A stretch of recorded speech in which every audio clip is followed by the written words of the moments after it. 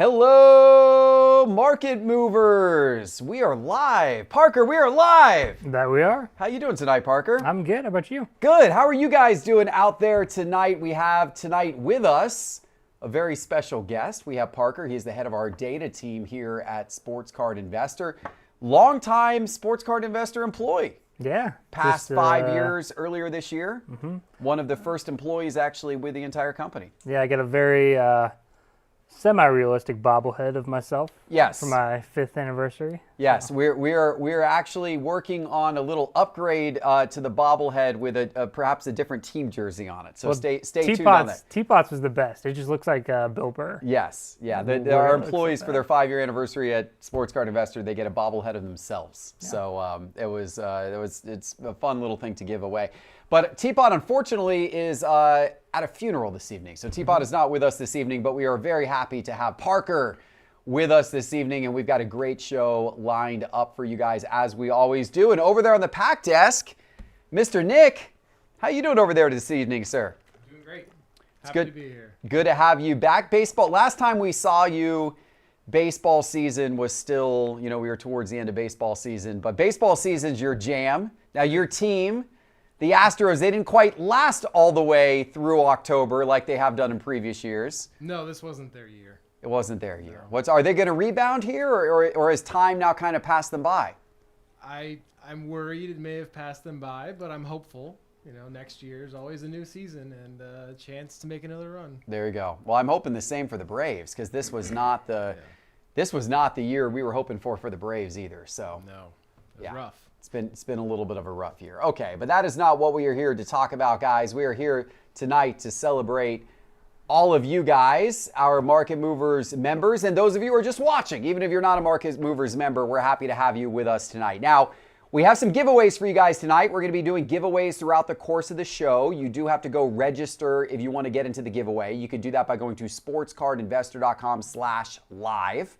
And that's where you will get all the information on terms of getting registered. You only have to register one time tonight. You'll be in all the giveaways.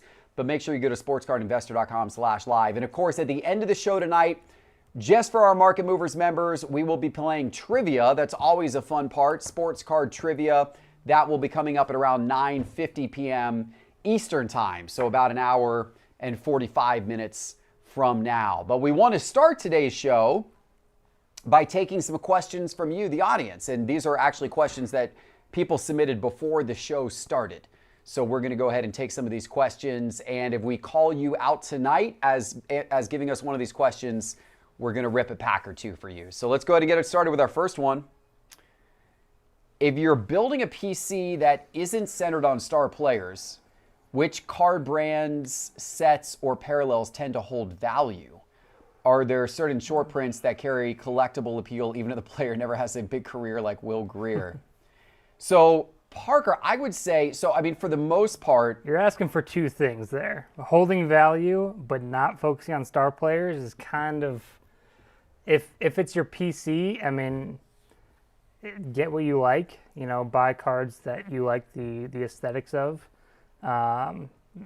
Focusing on the value, you're trying to hit two birds with one stone, but you really only have one stone. Yeah, that is true. I agree with Parker for the most part there. The only thing I'd say the only exception to what Parker just said is if it is from a very desired set. So, for example, if you have I'll give you an example.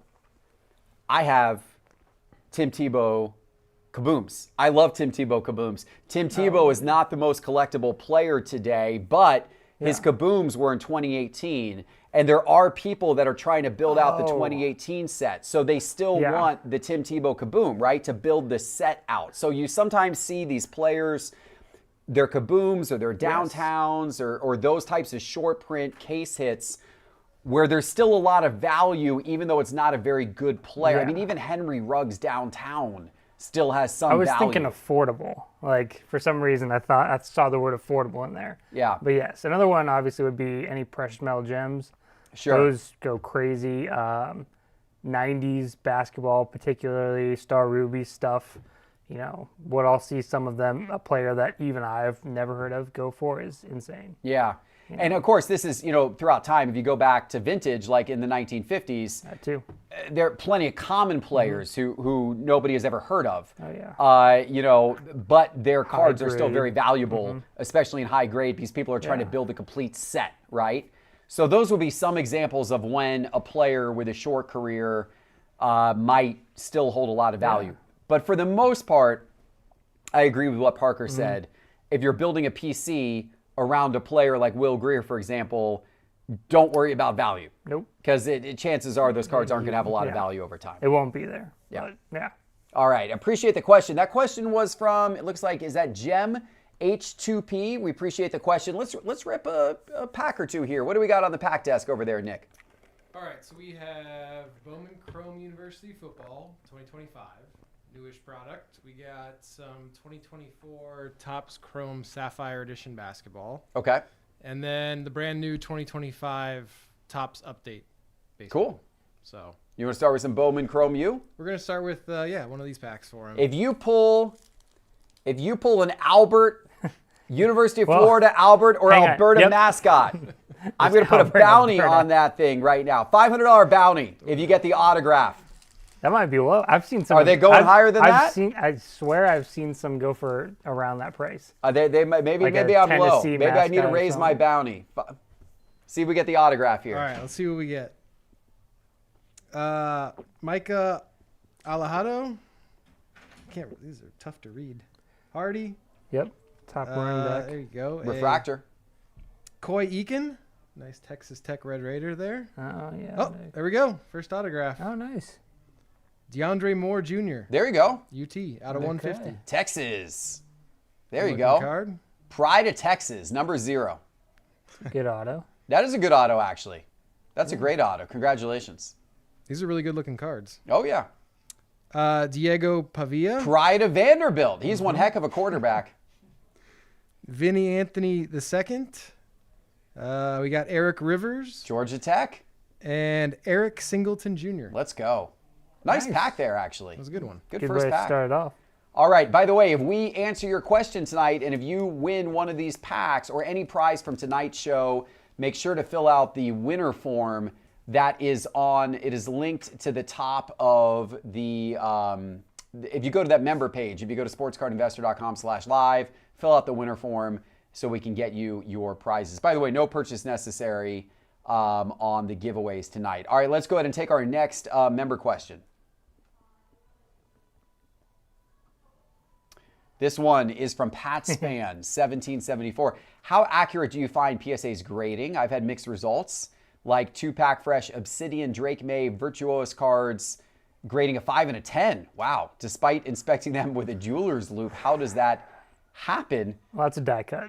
Vitreous. Vitreous? Yeah. So die cuts are notoriously tricky. I don't know. Sometimes they can think that they find some issues with them, but it's basically one big giant thing of corners, so that lends itself to more areas that could get chipped. But yeah, I've had some interesting results. Like I remember I got I pulled an Anderson Silva out of 2018 Topps Chrome red refractor out of 5, and immediately sent it off to PSA. But because I pack pulled it, I knew there was a scuff like in the bottom, right of the card. But I'm like, it's a super valuable card. I don't care what grade it gets. If it gets an 8 or something, cool. Came back at 10. Really? Yep. So That's the story that you don't hear very often. The story that you hear much more often is the was a couple person who years ago, sends but the yeah. perfect card and it comes back as a 5. yes. The opposite doesn't go in your favor too often, but Mm-hmm. looks like you got a grader who overlooks something. Yeah, it definitely can happen. So, I mean, you never know. Sometimes you'll see cards centerings a bit off. I think in general, they get close, but, when the value between a 9 and a 10 is so steep, it can make you ask some questions sometimes. So TPott is done a video for the Market Movers YouTube channel that I don't think it comes out maybe next week or the week after. It comes out soon, where he took 10 PSA 9s and he cracked all 10 PSA 9s and sent them back to PSA to see what they came back at, right? So it was interesting. The results were interesting. I'm not going to spoil it, but we'll tune into this YouTube channel to one of Teapot's coming up soon videos, and you'll see the results of the experiment. All right, let's get a pack ripped here for Pat's fan. All right, we're going to do 2 packs of update since there's a lot more of these packs. So These are Nick from- Kurtz is the big chase in Yeah, this these are from product. hobby packs or Yeah. hobby boxes. All right. Or the golden mirrors. Keep an eye out. Braden Fisher, Miguel Juan Mejia, Matt Mervis, Mickey Gasper, Max Kepler, Senzatella, Fraser Ellard, Nate Lowe, Chase Dolander. Is that the rainbow? Yeah, it's Foil. rainbow. And an Elvis Alvarado in the first pack.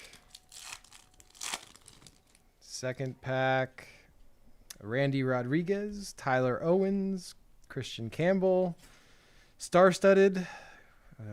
Looks like a Juan Soto, Francisco Lindor, Patrick Monteverde, Christian Vasquez, Lucan Baker, Ryan Zefferson, Ivan Herrera, Tyler Soderstrom on the, what is that, 90 90, yep. rainbow foil.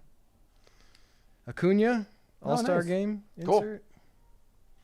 And a Cade Horton rookie. Nice. Alrighty. All right, let's take a couple more questions from the audience. Let's pull the next one up here. This one is from Taylor321. With 5 weeks left in the NFL regular season, who are your current Super Bowl picks? And which players' cards have the most potential to rise during the playoffs? That's a great question. That's a great question. You got any favorites? I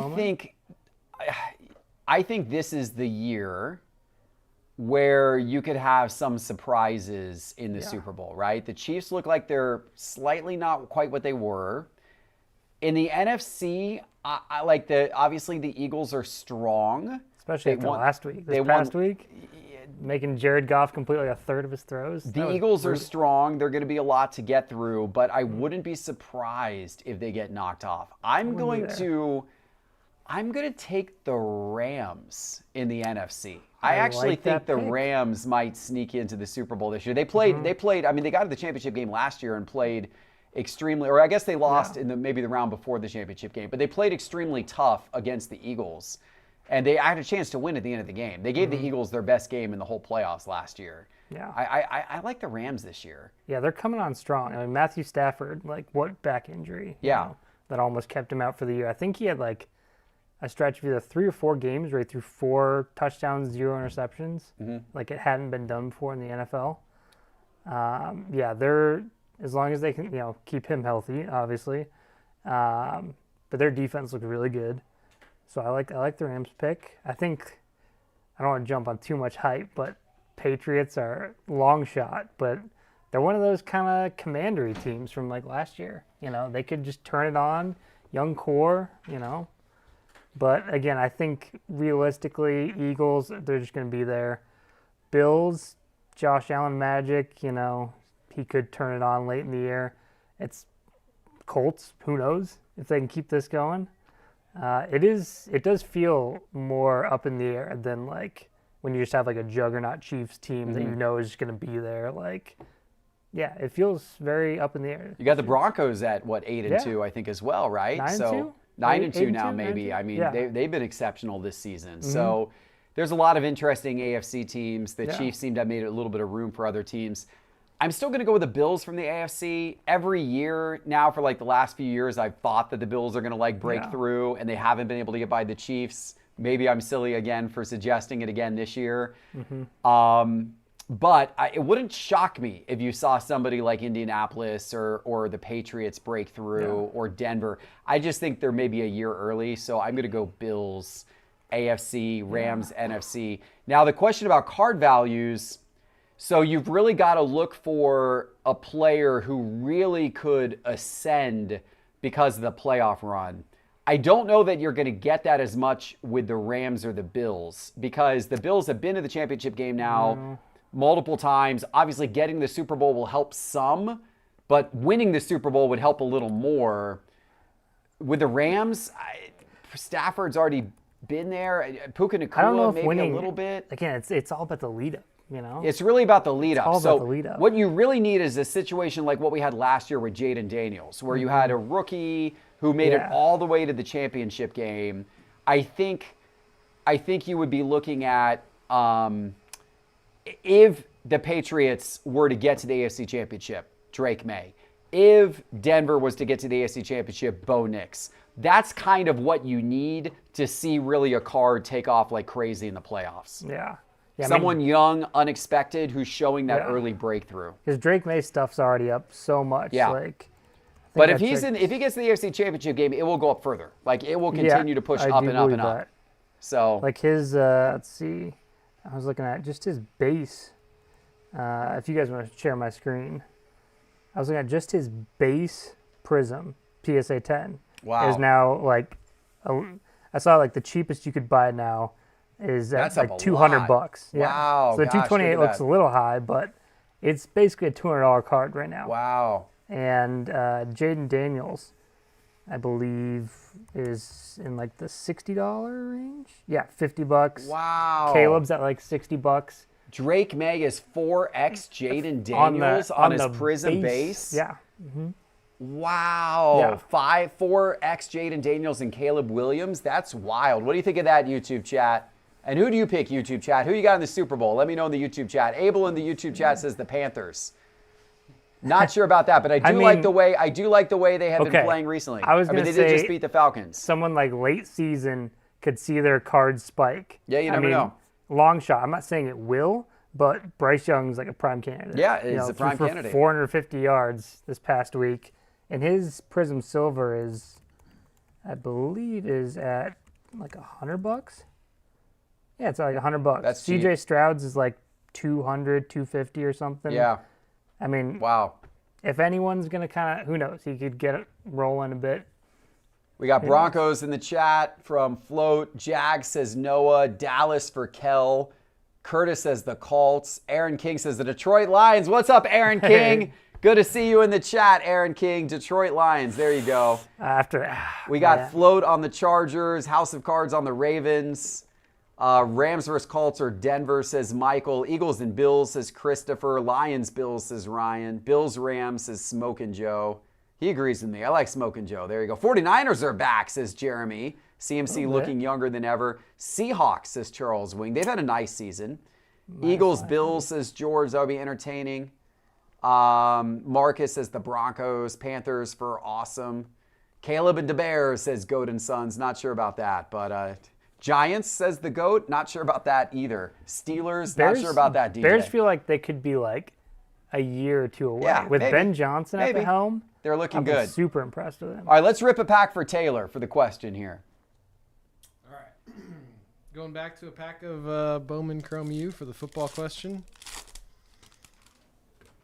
Okay. Dylan Stewart, Tucker Gleason, Fernando Mendoza. Hey, there you go. And I guess that's the wrong way. Carson Beck, On the refractor. Mr. Interception there. Mr. Interception. Peyton Lewis on the Shimmer refractor, maybe not numbered. We got Kirk Francis, Joe Royer, and Jordan Tyson. Okay. Probably going to be the number one receiver taken. in the There you go. draft. Let's do one more question real quick, and then we're going to do I got a little challenge for you, Parker. Alrighty. We're going to take one more question here from the audience real quick, if we can get that up. If you can guarantee any one athlete from any sport a completely injury-free career, who would you choose and why? Wow, Wisconsin Collectibles. That's a tough question. Like, selfishly or for card value? I think he's saying, so I guess you got to pick probably like a younger athlete who you believe is going to progress through their career without injury. So you cannot pick, for example, Wemby, who's struggling with a little injury That's right now. who I would pick, yeah. Well, but he's out. He's out. Isn't he out right now? I'm so scared that he's going to be like a Zion 2.0. It's just, when he's out there, it's you've He's not never going to be a seen Zion 2.0. who knows? He's so much better than Zion. He's so much of a one of one. Like, we haven't seen a 7'5" or 6 or 7. How no one really knows. Like, they know he's not 7'4". Guy who has all the moves, can shoot, can play like he's 6'6". Like, but can that body hold up? Well, we can't pick him because we're not sure. No. We're not sure. I certainly hope it can. But who would we pick? Who is going to be a star? Who's the next Cal Ripken, right? Can we say Shohei, that he can keep playing, two ways? Like, can we say Shohei that he doesn't have any more Tommy John? Yeah, but he issues? had. I mean, he missed saying, a like, lot we of could- time. He had a couple of major, It'd injuries. be best for the international appeal if Shohei can stay at this level. Because what is he? Is he 31, 2? Is he that old? I don't know. He might be. He's played in Japan for several years before coming over. He's 31. Yeah. Okay. So if he could keep this going 5, 6, 7, more years, and have him be as big as he is over here and in Japan, that would just keep growing that market. So. Oh, I hope that's the case. I hope he's injury free. Yeah. I don't know. Who would I bet on to be injury free? It's an interesting question. It's like it's an interesting question. Yeah, it's kind of open ended where we can kind of. It's not like we want anyone to get injured. Like, I don't want to see Josh Allen take a fall off a cliff, like a Cam Newton type cliff at some point. But so how about a quarterback who is like a younger quarterback who's like a true pocket passer? C.J. Stroud. But he's out with injury. No, but he's out with injury. That's the problem. If it says I can guarantee he doesn't get hurt, that means we can keep on our current Texan path and not invest anything in our O-line, trade away our all-pro left tackle, let him get obliterated, but he knows he can't get hurt, so he can just stand in the pocket. He can just be like Drake May is in the pocket, just stand and just stare down the barrel, just get obliterated, but can't get hurt, so Nico Collins is down there somewhere. That's a tricky question. I don't know. I'm not sure. What do you guys think in the chat? Drake May was suggested in the chat. Yeah. We got Burrow. Well, what were you talking about with Burrow? RG3. Come on, guys. Jackson Dart. Jackson Dart. What are you talking about, Jackson Dart? He's out injured right now. Jaden Daniels is out injured right now. Our chat is drunk tonight. No. The chat's drunk tonight. The quote's saying we can guarantee one person can't get hurt. Shea Gilgeous-Alexander. So you think it's asking like if you, so you're saying you think the question's asking if you could protect a player.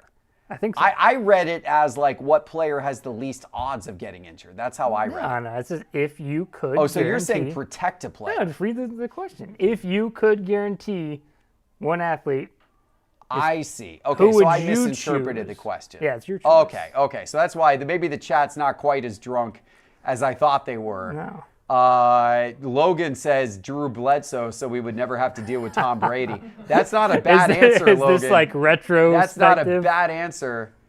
Bobby Witt Jr. would get into the 4K hit club without injury, says Abel. Interestingly. Okay, you know what? In that case, I'm going to go Wemby. Let's keep Wemby healthy his whole career. I will go Wemby. If that's the question. I think for the good of the hobby. If that's the question, overall, I'm going Wemby. 100% Wemby is my answer on that one. Yeah, it would be like Wemby. Yeah. As far as people who are just most important to the hobby overall, it'd be like Wemby, Ohtani. Yes. The cluster of top quarterbacks, Yes. Josh Allen, Mahomes, Lamar, Burrow, like those guys. Paul Skeens. Yeah. Burrow would be a good one. It'd be nice to have him healthy. All right, well, let's get a pack for Wisconsin collectibles. All right, we're going to go with a pack of Topps Chrome Sapphire Edition. See if we can get a Wemby out of here. It's only a couple cards. All right. Sandro. Parker. Give it a shot. I don't even know that Mamu Kalashvili. Good enough. Kevin Garnett. We got an orange. Cam Whitmore. Okay. That's out of 25. Nice. And then a Miles Turner. That was for Wisconsin. Good thing we won't have to see any more Topps products that are that are not licensed. Yeah. The not licensed one, that just doesn't look quite right. But we got the licensed ones coming back, so that's good. All right, I want to. We're gonna go slightly out of order here, Parker. Let's do our first giveaway of the night. Are we ready to do that, Nick, or do you need a minute? Okay, we're gonna let Nick take a minute to get our first giveaway. If you guys haven't entered the giveaway yet, go to sportscardinvestor.com/live. You only need to do that once during the show, and you'll be entered into all of the giveaways. No purchase necessary. Go to sportscardinvestor.com/live. Parker, call up your web browser here. I got a little Okay. challenge for you. I'm going to have you go to cardshq.com. We're going to call that screen up here if we could. There we go. All right, I'm going to have you go into the football category. We were just talking about football and playoffs. Cards? Yeah, football cards. And I want you to find one card for me in the football category of cardshq.com that you think has an opportunity, if you buy it today, where come, let's say, maybe playoff time or on into the playoffs, that card could be more valuable than it is right now. You can take a minute to scan here if you'd like. Yes. If you said basketball, I'd have something a lot more. By the time the playoffs roll around, see, it would have to be someone with not many This is a really cool card. So Look at that. Yeah. That is a cool. That's Deion Sanders Yeah, flawless. we were talking about. I was talking. Wow. Yeah, like it must. Does he not sign much, Dion? I haven't seen a lot of his stuff. Because this one's out of 5. But, Out of 5? You know, I mean, I know that HQ price is at comps, so. Yeah, that's in a Gem 10 too. So that's Yeah. that's got to be a tough card. That's Falcons too. So that's good for us here in Atlanta. That's a cool card. Yeah. It's probably game used know- Deion Sanders jersey on that card too. Oh, That's it'd pretty have to sick be. actually. Yeah, I'm gonna say Michael Penn. That one probably needs to be repriced. 15 or 1100 for a Yeah. Penix Optic Blue Mojo PSA 9. Yeah. Maybe that's $15. It's not quite that bad, but he is unfortunately out with injury, so I'm sure the price on that one's going to drop. You know, I really don't know. I mean, we're so much in the middle of the season right now where like prices are already like, okay, if I, preseason, I did myself bet on Drake May. So I have a good number of his cards. So, we've seen that go up, so I can't really predict mid-season. Can I audible it to basketball? All right, go basketball. By the way, check out that Gronk rookie card. That was a cool, yeah. That's cool. Look at that Gronk rookie auto. You don't see those very often. I love that Yeah, kind it's of 2010. kind of a neat photo 11. too, yeah. All right, go basketball. I'll let you go basketball. So I want to see if they have any Şengün, Alperen Şengün cards. Have you watched much? Oh, darn it. They don't have any of his. We might have some in the store in raw, but we don't have There's- them. We don't have graded. They're just so like his I think his Prism Silver PSA 10 is it's like 250 or something. There's not a ton of graded copies of it, like compared to everyone else. Well, I do like Amen Thompson, I think is how you say it. Actually, I would probably go with him, to be honest. He's a really young dude. I think he's 21 or 22. Came right Silver out of high school. Prism for $55. Pretty cheap in a PSA That 9. should actually be a little. I think his PSA 10 is 3 or something like that. Let's see. But yeah, I mean that Rockets team, they look really good. He doesn't get the. He's not like Yeah, PSA 10's $275. right Wow. now. Like the offense right now. It's pretty close. That might be a low sale, but yeah, I mean the offense kind of flows through Şengün and KD a bit right now, but he's still averaging like I think it's 17 points a game. He just looks really promising for the future. So That, by the way, is a wild spread between a PSA 9 and a PSA 10. that's what. Yeah, That's crazy. that's the Look at that the spread. 9-10 gap. Wow, that's a huge gap, though. I mean, Yep. that's over a 5x gap. Mm-hmm. Gosh, that's a pretty extreme example.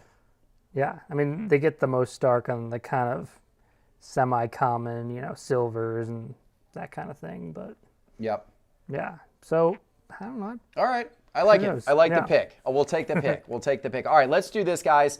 We're going to get prepped for the giveaway. I think Nick just sent that over to Parker. So, Parker, if you want to get that list up in random.org, in the meantime, I'll go ahead and take a question. If you want to cut to my camera here, Johnny, we'll let Parker do that. Let's go ahead and do a question. This one is going to be from Float Wheel Drive. What do you think happens to CGC and the value of CGC graded cards if collectors mismanages the brand or eventually shuts it down? Will these cards lose significant value? Well, it is SGC. SGC, said sorry, not CGC, CGC. Yeah, SGC. Well, it is. it's already being whittled down significantly. So you could say Collectors is mismanaging it, but they're managing it the way they've decided they're going to manage it, which is they're going to turn it back into kind of a boutique grading firm. So get used to that. I think the days of SGC ultra modern cards, those are dwindling. I don't think you're going to see as many SGC ultra modern cards, and no, value-wise, they're probably not going to do well. They haven't historically done well either, though, really. SGC ultra modern has never really caught up close to PSA, and now it certainly won't. If anything, it's going to go in the opposite direction. Vintage, SGC has a much longer legacy for vintage. And so I kind of think that you're fine with SGC vintage. I think they're going to go back to doing a lot of vintage.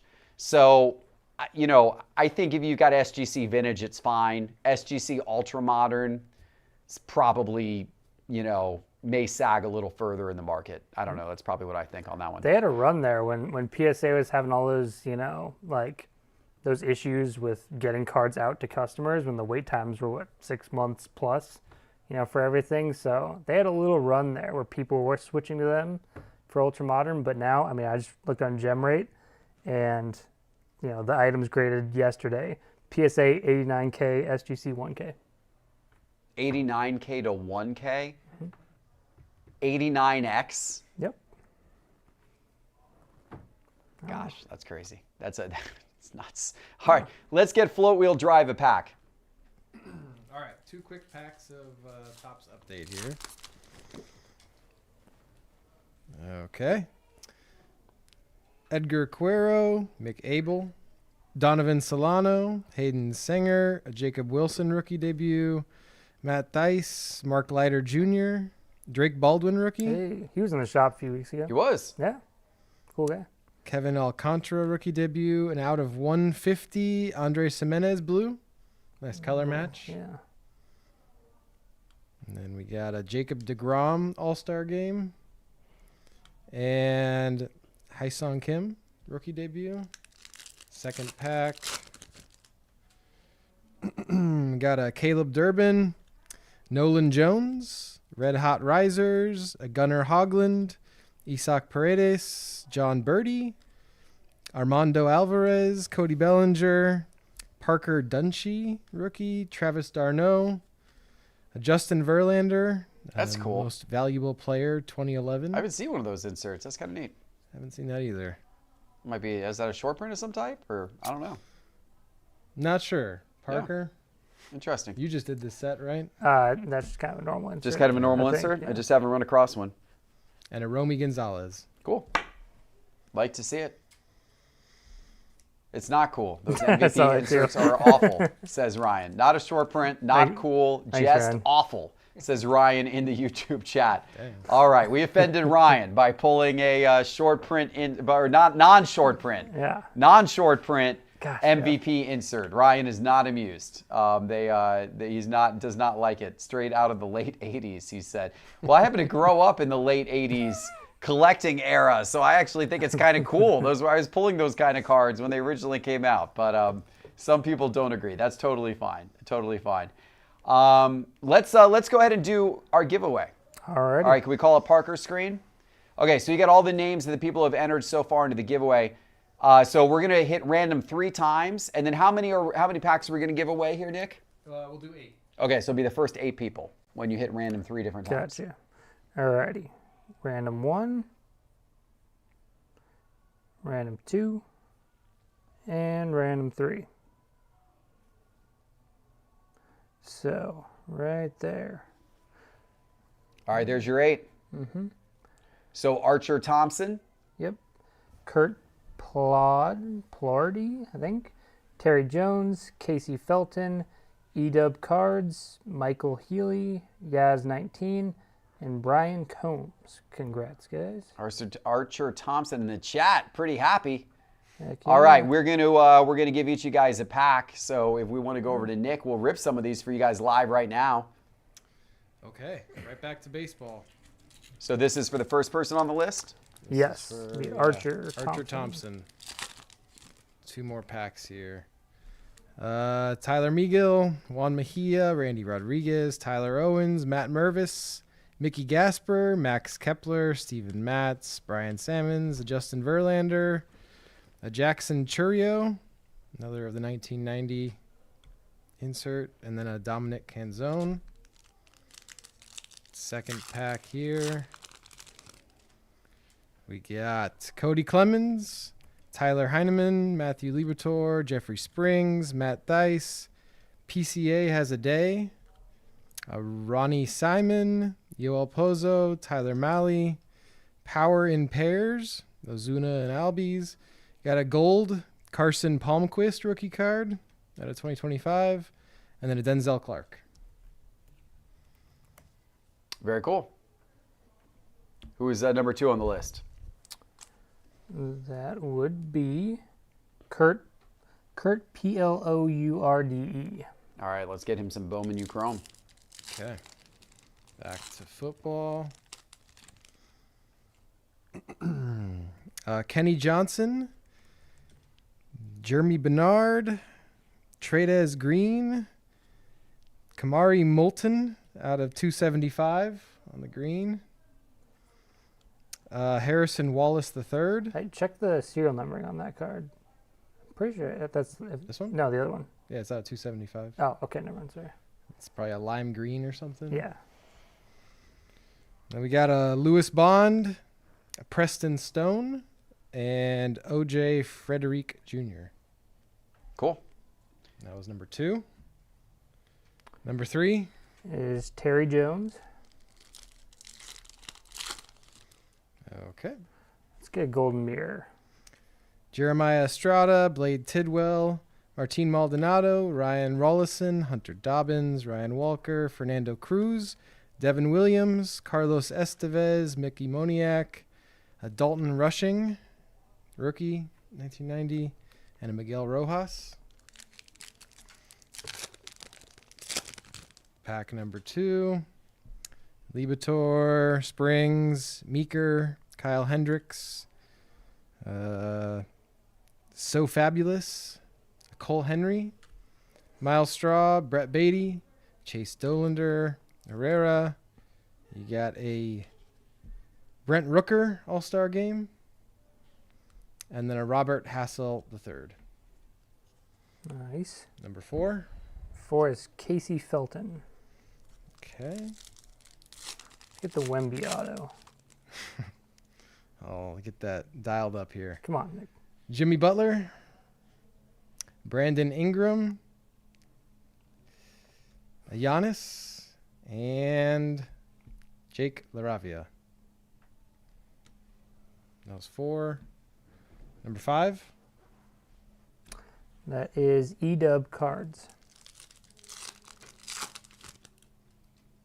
Okay. Brandon Young, Jorbit Vivas, Michael Soroka, Luke Keeschel, Rafael Marchand, Henderson, Tyler Freeman, Nodden Smile Shohei, Zach Agnos, and Aaron Judge. Is that Night Terror insert? I think so, yeah. Yep. Cool one. And then a Will Smith All-Star Game, Hey. and Taking Turns.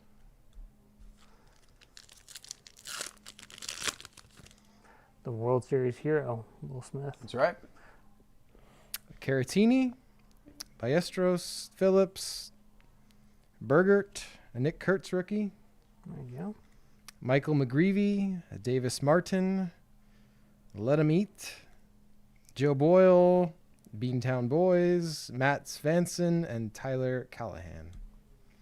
That was Cool. number 5. Nice. And then we have Michael Healy. Okay. All right, first Gator. There we go. Jaden Baugh. Jaden Baugh. Learn the name, Nick. Jaden Baugh. Only the best running back in the entire country. Come on. So great, I didn't even know who he was. Mario Craver, Ja'Cory Barney Jr., a Whit Weeks refractor, and Oh, that's a Nussmeier. color match on that. Garrett Nussmeier at Wow. 75. That's actually pretty sweet. Yeah. Gators fan will love that. There you go. Gators fan. He's not having the Hi- best season for LSU, unfortunately, Tigers. but Cool card, though. Cool looking Good-looking card for card. sure. An LSU fan will want that. Denzel Boston, Traylon Ray, and a Caden Fegan. Nice. 2 more. Number 7 is Yaz 19. Okay. Bergert, Estrada, Tildwell, Martin Maldonado again, another Nick Kurtz rookie. Michael McGreevy, Davis Martin, Santiago Espinal, Michael Otañez, Andre Jimenez, a Garrett Crochet, 1990, and a Cam Smith rookie card.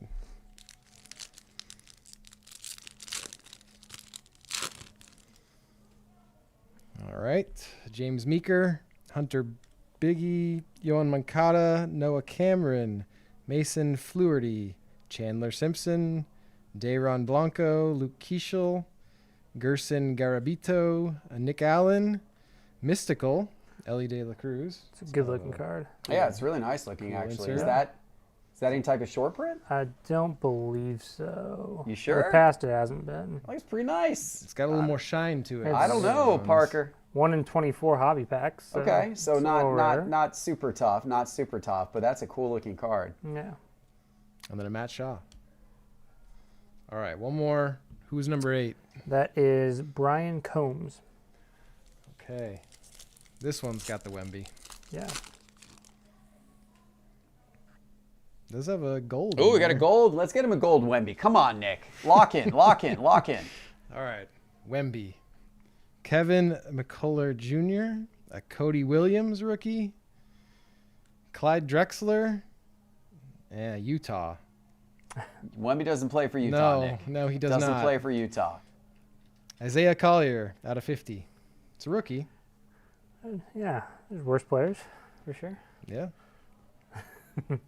All right, there you go, guys. That was the first giveaway of the evening, but we have 2 more coming your way. So if you're not registered for the giveaway yet, make sure to go to sportscardinvestor.com/live and register. That link is also pinned to the top of the YouTube chat. If you have already registered for the giveaway, then you're in good shape. You don't need to do anything. You will automatically be entered into the next couple of giveaways throughout the course of the night tonight. No purchase necessary. Also, at the end of the night tonight, we have trivia just for our Market Movers members with some sweet trivia prizes, including a $100 gift card to Cards HQ. That is coming up in just over 1 hour from now. But in the meantime, let's Parker, I'm gonna have you. Let's get Parker's screen on Market Movers back up here if we could.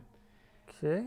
And Parker, I know you and the data team have been hard at work, as you are all the time, adding many, many more cards into our featured card database in Market Movers. You want to show us some that you've added recently, and maybe we'll take a look at what some cards are doing in the market. Yeah, sure. So this past week, I had a lot of the Topps update stuff. So, we don't even have full photos for everything yet, but, so you guys can start to track lots of, the base set.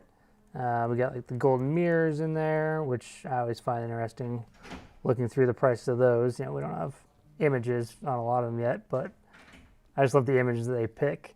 Like, I think They're fun. Yeah, like just casual. Some are just casual. Like one of them, I think his name's Trenton Brooks. It looks like he's carrying a Zion case. Really? I think so. Really? Yeah. Yeah, I'll just pull it up for you. Brooks. Let's see if we can get this quick. I swear it is. Okay, maybe, but it looks like he's carrying some kind of card carrying case. So, I don't know. It does actually. It's cool. It looks like a Zion case. Yeah. Doesn't it? I think it does, yeah. So, Interesting. yeah, I love the little wrinkles. of Either that or it's that. like either a camera case or a gun case, one of those. So either he's got a gun, a camera, or a bunch of sports Could be. cards that he's walking in with. Yeah, that is true. So yeah, we've got all that. We got the real ones, autos, and then let me think.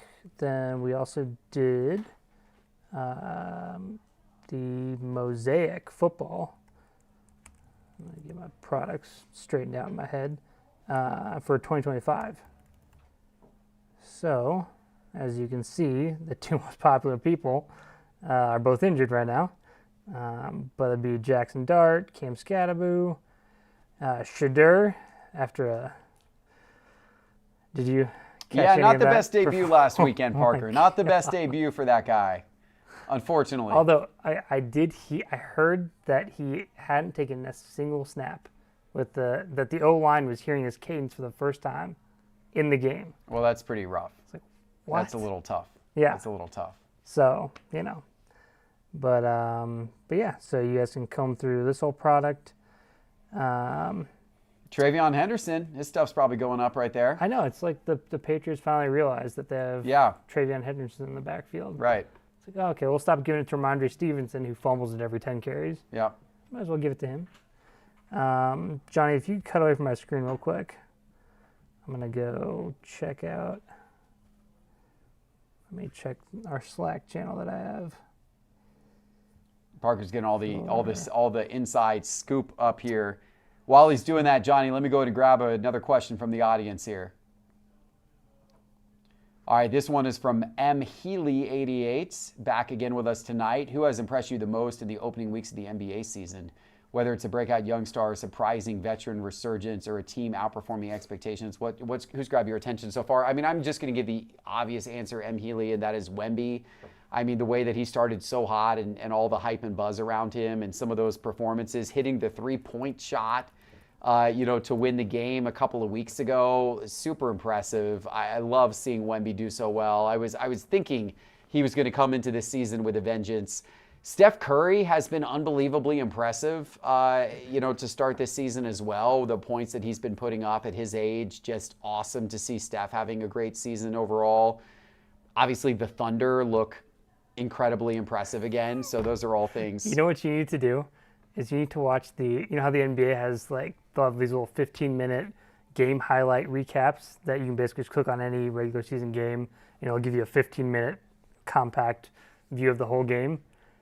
I was watching the one, and I showed Nick this, of it was the Thunder versus the Pelicans.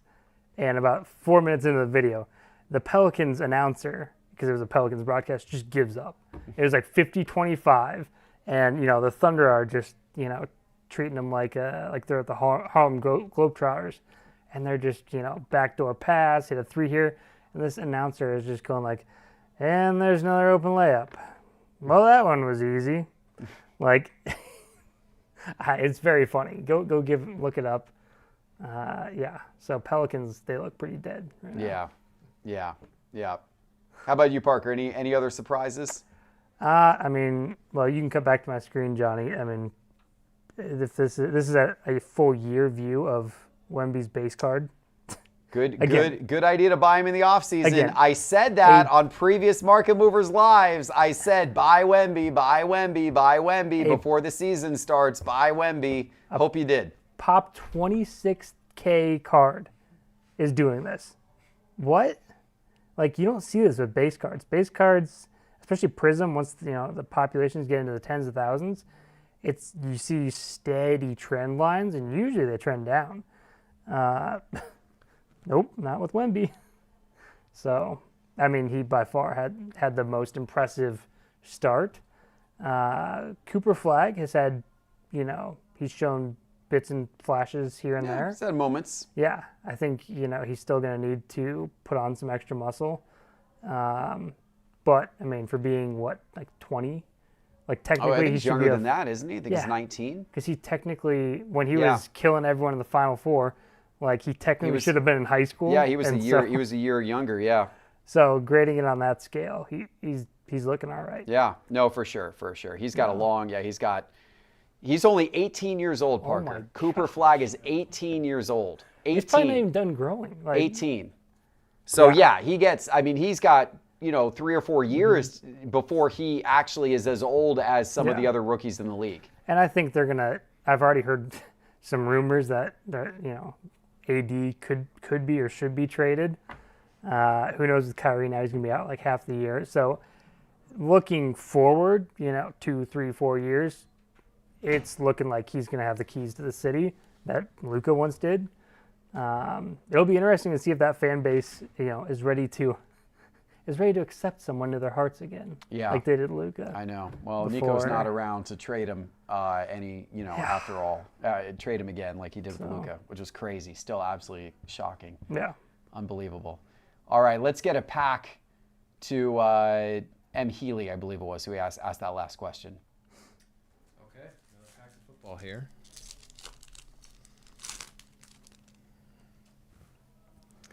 All right, Trey White, Taylor Tatum, Darian Mensah, the X Factor.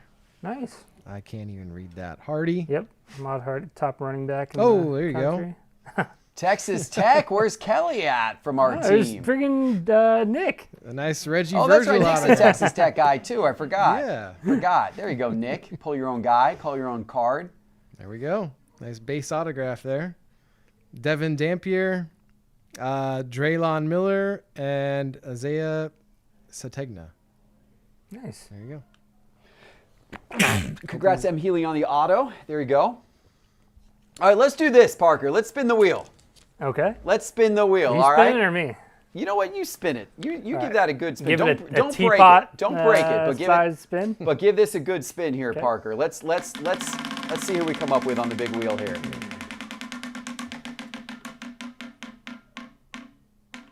Skeens. All right, Paul Skeens, Parker. So, are you a buy, sell, or hold on Paul Skeens cards right now? Well, probably a sell. Just Okay. with where his cards are at the moment. You could, maybe wait for his cards to drop some more, and then when the Pirates don't end up paying him, and then he goes to like the Yankees or Well, somebody, that's really going to help him at some point in time. and buy him again. I don't know. I mean, that's probably. I'm not a baseball expert, but seeing a pitcher sustain this level of price for this long, I mean, is impressive. If I was holding any, I'd probably just kind of capitalize and sell now. But that's just me Okay. playing it a little safer, I guess. That's Parker's play here. Let me call up a few of his cards here in Market Movers. If you want to come over to my screen here, let's get a couple of his ones up here. Let me take off the Mega Box one there. We got his 24. See what we got here. Topps Chrome update. All right, let's do this. Let's change this out. I want to see PSA 10. See, let's do PSA 10s on this.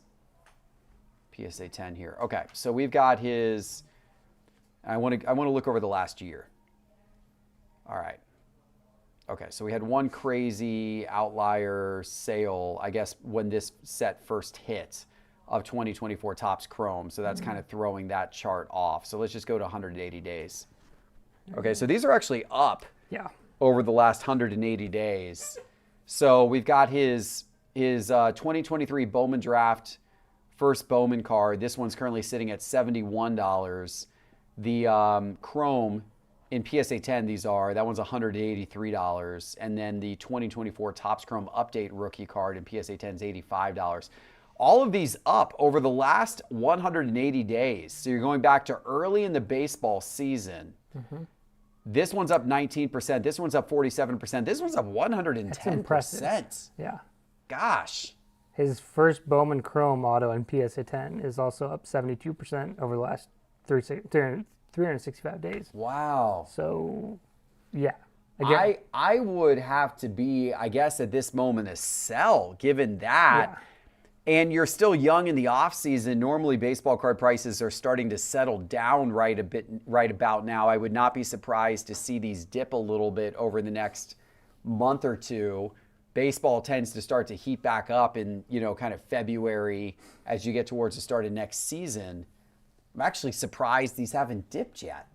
I mean, they're continuing to push upwards even over the last month, which is a little surprising to me. Look at the last 30 days on these cards. They're pushing upwards, Parker. that's Surprising. His season's over, but his cards are going up. I mean, Wow. It's hard to say though. I mean, for my humble small amount of knowledge about baseball, because typically pitchers are not as valuable as the skill position players, but I've just been amazed seeing how, even just a lot of the pitching prospects, seeing how much their cards go for now. Like, I can't fully say he's caused pitchers to have more. Like, I think the Cam Schlittler, what was it, the 1-of-1 Bowman Chrome Prospect Auto, it almost broke some record. I think it recently sold, and he just came on in the playoffs a bit. So, yeah, who knows? I think pitchers are kind of seeing a bit of a resurgence. Wild times. All right, let's do one more of these. Let's do one more spinning wheel here. Let's see who we get. Don't brag it. There we go. That's a winning spin right there on the spinning wheel. No. Oh, we got Paul Skeens again. That's definitely not a winning spin on the spinning wheel. Let's do it again.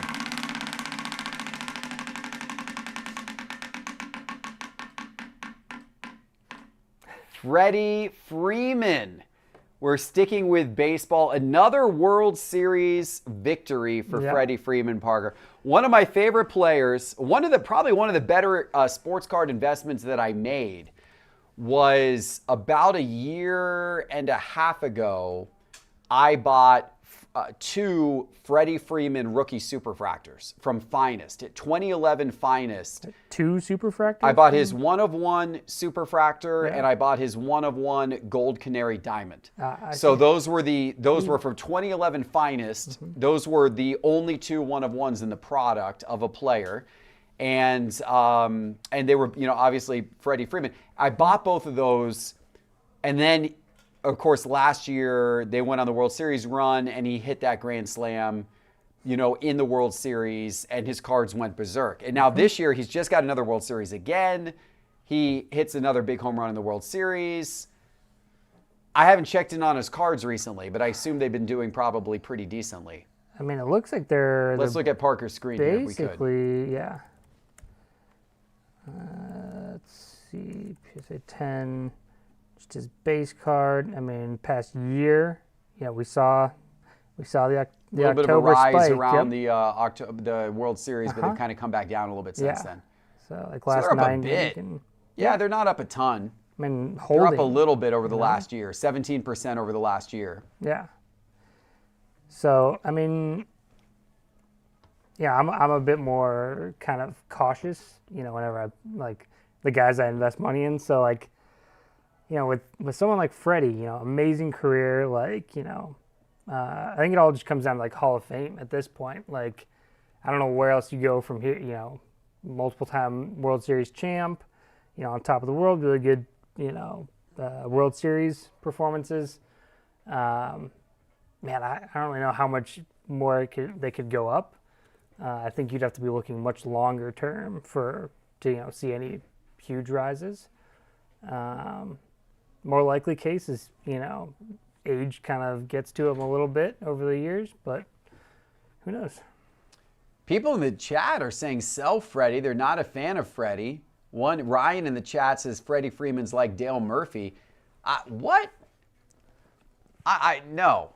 I don't think so. Freddie Freeman, for MVP, won 3. He's got 3 World Series rings now, right? Yeah, 3 or 4. He's got the Braves. 3, I think. He's got the Braves. He's got the 2 with the Dodgers, right? He's got 3 rings. Yeah, he's got 3 World Series rings. MVP. One of the hearts of their lineup. 3. Yep. I mean, age is going to start to get to him, but I don't know. I think Freddie Freeman is. I think Freddie Freeman's the first ballot Hall of Famer. I think he's a first ballot Hall of Famer. I think he's already. Dale Murphy's not in the Hall of Fame. Maybe he should be, but Dale Murphy's not in the Hall of Fame. I think Freddie Freeman is a first ballot Hall of Famer. Well, Float Wheel Drive says his teeth are too nice to sell. He's not wrong. Good dude, too. He's got some good teeth. Good dude, too. By the way, Freddie Freeman is he is a kind of a hero in 2 different baseball cities. People still love him in Atlanta. Absolutely love him here in Atlanta. His cards still sell in Atlanta, and yet now he's also made a huge name for himself in LA, and people love him in LA too. So I don't know. I think you can't go wrong with Freddie Freeman. That's my personal opinion. I remember in 2020 when I just moved down to Atlanta that we went and saw a Braves game when no one was allowed in the stadium, and you guys rented out one of the hotel rooms so you could watch it. That was fun. So we could watch it, and then I think I said something like, because I didn't have a baseball team. Like, that was my favorite. I didn't have a favorite player. And I'm like, all right, if Freddie hits a home run on this at bat, I'll go buy his jersey. And he did. And so then I went and got a Freddie Freeman jersey. So Look at that was that. like the first player that I liked, living in Atlanta. Look at that. Parker's got a new favorite player. Yeah. All right, let's do this. Let's take a few more questions, and then we're going to do our second giveaway of the night. So, Nick, if you want to go ahead and get the list for the second giveaway together, great. I'm going to do I'll do a question here while you get the list up, Parker, and we're going to randomize that in just a second. This question's from Michael Mueller. As a new collector, how should I factor population reports into my buying decisions? It's a good question, Michael. I would say, I'll give you two different answers to this question. Answer number one is scarcity matters when it comes to iconic cards. Scarcity, like when you're in like high grade vintage or like rare 90s inserts, the population starts to really matter to people. If you're like, how many 10s are there versus 9s versus 8s versus 7s? That matters if it's a 1933 Gaudy Babe Ruth or 1952 Mickey Mantle, or if it's a 1997 Precious Metal Gems. That really starts to matter to people with those types of like real rare iconic cards. 2003 LeBron James, I've been fixated on his rainbow, building that in the top possible grade. And so like cards like that, it matters. But then for a lot of other cards, people don't pay that much attention to it. And downtowns are a great example. Downtowns have become super high population, very high population, unbelievably high population. I hear TPott gripe about this at least 3 times a week. Yes. They are no longer rare cards. Downtowns used to be very rare 5 years ago. They are no longer very rare, yet they're still very expensive. The price of downtowns today are no different than they were 5 years ago. And in fact, many of the downtowns from today are still priced at levels of cards from 5 years ago, yet the population is multiples of what they were. So like the hobby size is also multiple. The hobby size is also multiples. See where, they've maybe kind of kept pace with the growth of the hobby a bit. Yeah. Which should obviously spike the value of the early ones. It should spike the value of the early. And to a little bit of a degree, you see people catching on to this. Yeah. You've seen the early Kaboom stuff go crazy over the last 6 months. People are catching on to the rarity of some of the older parallels compared to the more common stuff from, the last few years. But I would say in general, like, when you're collecting ultra modern, people don't care about population as much. Probably not as much as they should. It makes less of a difference than what you would think. If you're collecting rare iconic cards from yesteryear, then it starts to matter a little more. They're a great entry point. I was talking about this with someone else today. Like Kabooms, downtowns, what have you, when you can get, one of Josh Allen for, I think I saw we have one for like $500 or something. If it's your third day in the hobby and, you're like, oh, okay, I got a little bit of change. I don't know much, but I know that these are, commonly sought after. I don't want to buy, 10, 20 low dollar cards. I just want to put a good chunk of money. I believe in Josh Allen. I want to buy this downtown, and it makes it really easy, I think, for no matter how much knowledge you have of the hobby. 100%. Yeah. Let's get Michael a pack. All right. 2 more packs of baseball here. Try to flip through these pretty quick. Lugo rookie card, Devers, Brady Singer, Crew Missiles, Taylor Saucedo, Graham Polly, Cool Customers, Evan Sisk, Andrew Heaney, Roki Sasaki, rookie 1990 insert. We got a Matt Olson for the Braves All-Star game, and Brady Fiegel in that pack. Second pack. The Suzuki's pretty nice there. I like that. Got Adam Frazier, CJ Alexander, Thomas Harrington. We got Noah Murdoch, Jace Young, Jose Trevino, Tim Tawa, Caleb Durbin, Mick Abel, Walker Buehler. We got a Cade Horton rookie on the back and a purple, pink. It's the Pink. Mookie Betts. Oh, that's Topps a good looking gold. card. That was black gold. Yeah. Don't know if that's numbered. Doesn't appear to be. So, pretty nice card. Okay, Nice. that was for Michael Mueller. Very cool. All right, let's do the giveaway. You ready to do the second giveaway of the night? I believe that we are. Let's call up the list here. If we could, we'll get Parker's screen up and let's randomize it 3 times. List randomizer. Boom. All right, we're going to randomize 3 times. You want to take the top 8 again, Nick? Yeah, let's do 8 again. Okay. Alrighty. 1, 2, and 3. Alrighty. So, number 1 is Steve Strickland. Number 2 is N. Holmes 3. Number 3 is J.J. Milligan. 4 is Felton 10. 5 is Noah N. 6 is Green Tag. 7 is Card Bazaar 32. And 8 is T Green 32191. All right, let's rip some packs. Let's start with Steve Strickland there. Let's do it. All right, getting those labeled. Okay. Having sat where Nick is, it is a lot to keep up with. So I got a system down over yeah. here. Nick's a pro. Nick's a That is veteran. true. All right, Connor Thomas, Logan Evans, Kevin Pillar, Justin Sterner, Ahmed Rosario, Chris Paddock, Austin Kitchen, Ryan Lotus, Michael Lorenzen, Connor Joe Gold out of 2025. You got a Ryan O'Hearn All-Star Game and a Luis May rookie. Pack number 2, Matthew Lugo, Devers, Singer, Christian Campbell, Nick Kurtz rookie debut, Paul DeYoung, Liam Hicks, Luis Angel Acuna, Fabulous First, Nathan Wiles, Paul Skeens, Topps Ooh, black gold. that's cool. Color match. Yeah, That's really nice. I like that. Look at that. those are great inserts. What's the pack odds on that one there? They're pretty common. I like it. Yeah. And then a Colin Ray. That was for Steve Strickland, I Nice, believe. Steve. Yeah. Number 2. Who was that, Parker? That is N. Holmes 3. Okay. All right, Wemby. Jonas Valanciunas. Spencer Dinwiddie. You do have a rookie. Isaiah Collier again. Oh, Sapphire Selections. Is that? I think that might be a Short case- print. Yeah, I think that's a short print. Believe. Yeah. Isaiah Collier Sapphire Selections. Very nice.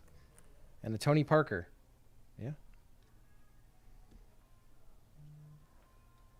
What you seeing there, Parker? I'm trying to get Beckett to load. I can look at the pack odds.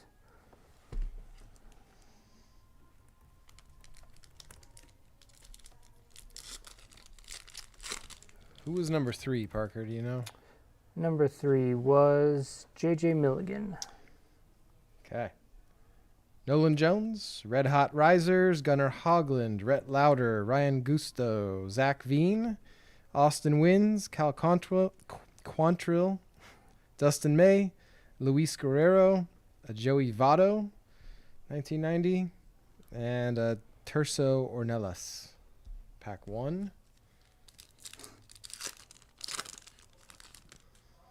Pack 2, Christian Campbell, Edgar Cuero, Mick Abel, Jackson Jobe, Craig Yoho, Ty France, Landon Roop, Grand Giveaway, Sauron Lowe, Karen Paris.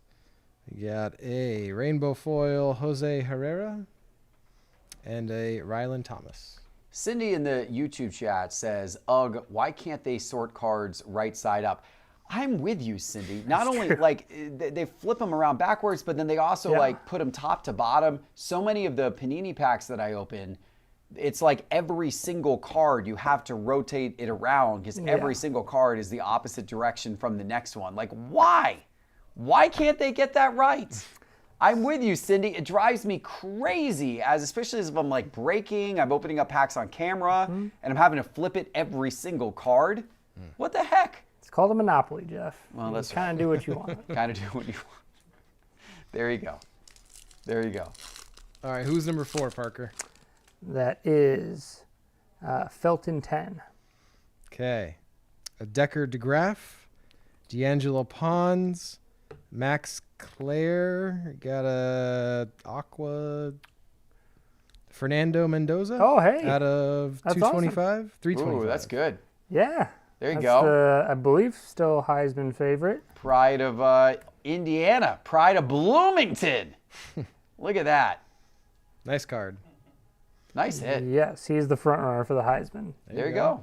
Could be That's his first Bowman, too. Yeah. I mean, that's actually a really nice card. Yeah, he could be the number 1 pick next He year. could. in the That's draft. congratulations. That's a solid card. That is a solid card. Nice card. All right, Cadence Salter, Gunnar Stockton, Nice. James Peoples, and a Brendan Sorsby.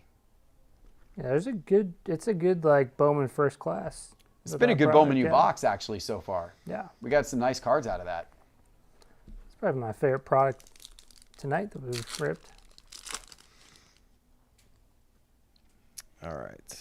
Campbell, Lyle, Drake Baldwin, star-studded, Patrick Monteverde, Christian Vasquez, Augustin Ramirez, Justin Steele, Grant Coach, Jonathan India, a Glaber Torres rainbow, all-star game, Cade Stroud. We got Tyler Heineman, Libator, Jeffrey Springs, Max Meyer, Blake Trinan, Max Lazar, Kyle Hendricks, Paxton Schultz, Aroldis Chapman, Lumber Kings. Oh, there you go. First autograph. Nice. Yeah. Joey Cantillo for the Guardians. Congratulations. And then Eli White. Who's that for, Parker? Is that number 5? 5, yeah. That'd be Noah N. Noah N. And Good the job, next Noah. is Green Tag. Green tag. Better not be you, Nick. That's not me. Okay, just checking. All right. Terrence Shannon Jr., rookie. A Derek White. Looks like a green out of 99. Gary Trent Jr., little Milwaukee color match. And a Jokic. Okay, green tag. Next up, we got Card Bazaar 32. All right.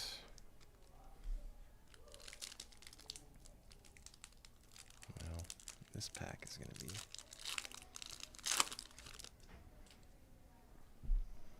Red Hot Risers, Gunnar Hogland, Rhett Lauder, Braden Fisher, Isak Paredes, John Birdie, Alvarez, Cody Bellinger, Darno, Robert Pivetta, and a Will Wilson. The Golden Mirror have the gold Topps logo on the Yes, front, right? yeah. Okay. They're, keep I an mean, eye they're out pretty for rare those. this year, Yeah. but Jackson Job, Enright, Andres Munoz, Solano, Hayden Sanger, Jacob Wilson, Clay Holmes, Jack Leiter, Evan Kravitz, Dylan Cruz. Ooh, there you go. nice. Rookie. Dylan Cruz, rookie. Nice. Those are better looking this time around with the rainbow foil. Max Fried, All-Star Game, Boo. the Yankees, and Rising Suns. Don't really know why the Braves let that guy get away. Why do we let him get away? Expensive.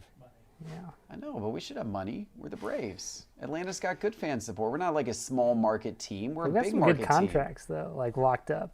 You know, we got T Green 32/191. That's the last one, right? 8. Yes. We don't have Dodgers or Yankees money, but we should have money like right below the Dodgers and Yankees. Like we're the what? We're the 6th biggest metro area in the country. The Braves have a huge following. We're like top 5 MLB attendance. Like, come on, Braves. Pony up some money. Pay Max Fried. What are you doing? They could have used him. We needed him. All right, there's a gold that I moved to the back here. So we'll see what that is. Alonza Barnett, Nick Harbour, Dejan Stribling, Deshaun Bishop, Josh Cameron. That first name is really tiny on Yeah, he is tiny this year. these. Jaden Virgin Morgan, a Hudson Clement, and the gold. Give me a Out gator. of 350. Good first. Or yellow, maybe. Oh, yellow. Yellow. Ole Miss, Deuce Alexander. Right. Yeah, That's Deuce Alexander, what, the second or the third? first. The first. That'd be a bold statement. Doesn't you know say what? where he's from anymore. I'd like to go by the first. All right. Those were our 8 winners. Alrighty. Cool. Let's do some more questions. Let's take some more questions from the audience. And guys, we're going to do one more giveaway. So if you haven't gotten into the giveaway yet, go ahead and go to sportscardinvestor.com/live. The link is pinned to the top of the YouTube chat. Get yourself in the giveaway. If you've already done it tonight, you're automatically going to be in the giveaway, so you don't need to do it again. But get yourself in the giveaway. We'll do one more giveaway here coming up in about 20 minutes or so, and then we're going to do trivia at the end of the show today for some really great prizes. But in the meantime, let's take some more questions from the audience. This one from Matt. Do you think 2025 Topps basketball hobby boxes or 2025 Topps Chrome basketball hobby boxes are worth holding as a long-term investment? Somebody actually brought up the same question on the Market Movers Unlimited private member call that we had earlier today as well. And my answer was generally yes, specifically Chrome. But I think generally yes. I mean, it's the first year, I think a combination of two things. The first year of fully licensed Topps basketball in quite a while may have a little bit of additional intrigue, the same way like 2012 Prism does. But in addition, the rookie class is ultimately going to dictate.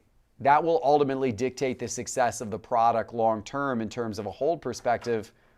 And I think so far so good with this rookie class. I mean, obviously Cooper Flagg's the big headliner, but you've got a lot of guys in this rookie class that are looking pretty good. Yeah, Edgecombe for the Sixers has looked.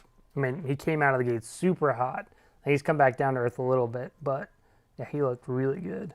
Yeah, VJ Edgecombe getting a lot of publicity. You've even got some later picks like Will Richard, my boy from the University of Florida. Right. Second round pick by Golden State, and he's now starting. He's had some 30-point games. I mean, Will Richard's having a great season.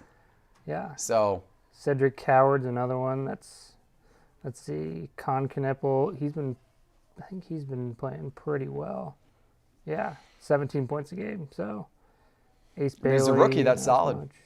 Oh yeah, Jeremiah Fierce on the crappy Pelicans has been a little bright spot for him. yeah. But yeah, who knows? That's Yeah. the fun part about it. It's the unknown. I'll say yes, Matt. I'll say store a couple of those boxes away, particularly when Topps Chrome comes out. If you want to stick a couple of those away, I think you might do well over time with those. As long as you don't get tempted to rip them along the way. Let's get a couple of packs here if we could for Matt. Or at least one pack. Got a pack of Bowman Chrome here. We still got a couple of these. Might be some autographs left in here. Jaden Nixon, Danny O'Neal, Jay Haynes, Joe Labas, Central Michigan refractor, Luke Altmaier, Johnny Daniels, Casey Concepcion, and Eli Stowers. That is a fun name to say, Casey Concepcion. There you go. Good A&M guy. Good He's luck a with that one speedster. for sure. All right, let's go. Let's do another question from the audience if we could. This one is from Felton, I believe. I have about 100 high-end graded cards. What are some creative, secure, and premium ways to display them in my office? Do any companies make wall mounts, frames, or cabinets specifically for cards? I think you would know something about displaying your cards. So there's a lot of different ways you can do it. So Felton, if you want an easy portable way to do it, Stand Up Displays does card stands. I'm part of that company, standupdisplays.co. You can get custom card stands made, which are kind of cool as well. So if you want to put a logo or a name on certain card stands, that's one way to do it. But there's actually a lot of companies that have different innovative displays. Show Your Slabs is a company that has done wall displays. I think they still sell them through their website. If you go to Show Your Slabs, they have wall displays of cards that you could purchase. There's various companies that have like various display products that are trying to innovate on kind of the high end of display products. I showed one off, gosh, and I forget the name of a couple of the companies that are trying to innovate. I had showed one off on my personal Instagram on August 24th because it was Kobe Bryant Day, and I showed a cool looking display that a new display company has made that's on my Instagram. If you go back to August 24th, you'll see a photo of a Kobe Bryant display, and you'll see I tagged the company that's doing that display. If you want to go a little fancier, 5D custom displays. Check out 5D custom displays. They do these really intricate custom high-end displays. They do your whatever artwork you want, the artwork of a card or a player on this really intricate, cool 3D wall display. So I definitely recommend them if you got some high-end stuff you want to display. 5D custom displays. Check them out, Felton. So hopefully that helps you out. Let's do a pack for Felton. All right, we'll go back to baseball here. I think we've just had the one autograph. There should be a relic or another autograph. Drake Baldwin, Marcelo Mayer, Roki Sasaki, Carson Kelly. Start the show. Braxton Fulford, Jose Iglesias, Gerson Garabito, Chase Dolander, Nick Allen. Oh, there you go. Thomas Harrington autograph. Pittsburgh Pirates pitcher. Rookie autograph there. A rookie Blue. Pirates pitcher. Let's set some records. Out of 150. So, not Paul Skeens, but maybe the next Paul Skeens. Maybe not, but Probably not. But let's hope so. Once Paul Skeens leaves. yeah, once Paul Skeens Let's goes hope to so for Felton. once Paul Skeens gets paid by a real organization. Hunter Biggie, Yohan Moncada, Noah Cameron, Jock Peterson. We got a Ribby Royalty, Chase Lee, Dane Myers, Eric Wagaman, Adrian Del Castillo, Oliver Dunn, Joe DiMaggio. Who's that guy? Wow. That's pretty sweet. Look at that. Definitely played in Some 1990. prospect. Looks a little hunched over. And a Tyler Tolbert. Cool. Let's go ahead and bring up another question from the audience. Jonathan Chapman. With more collectors shifting from sports to TCGs like Pokemon and One Piece, and with TCG outselling sports at Cards HQ and outgrading it at PSA, according to me, that is correct. The last 2 months specifically with our retail sales in the store, TCG has outsold sports here at Cards HQ. Should sports collectors rethink their strategy or consider diversifying into TCG? I don't think so, Jonathan, because first of all, some of this is a little cyclical, right? I mean, I think you kind of see ebbs and flows with some of this. I also think that now is probably not the moment to do that because TCG is so red hot. Pokemon has been so red hot this year, and I'll have Parker call up some of the charts in a minute and market movers. But I would be a little worried about like putting a ton of money into TCG right now just because of how much it has already gone up. And I worry that the market might be a little bit overheated. Maybe you see a little bit of a fall off in TCG in the next couple of years. I hope we don't because I want to keep selling it at Cards HQ, but I worry a little bit when I see some of the charts and graphs and market movers that it might be a little bit overheated. On the other hand, you know, with sports, you've got Topps having just taken over the NBA license. You've got them taking over the the NFL license in April of next year. They're going to be injecting a ton of money into marketing to both basketball and football fans to get them into cards.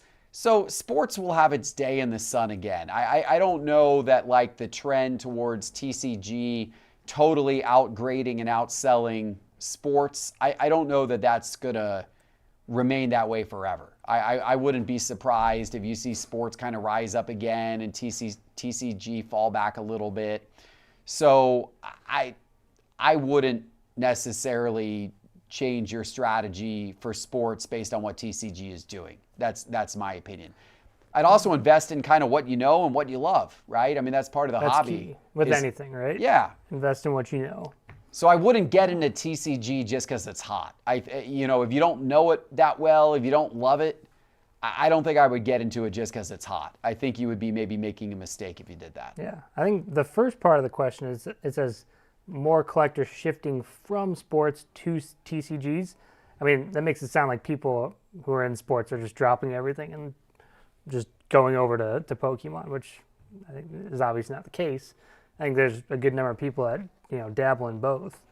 But yeah, I mean, if you're looking for investment purposes, obviously stick with what you know.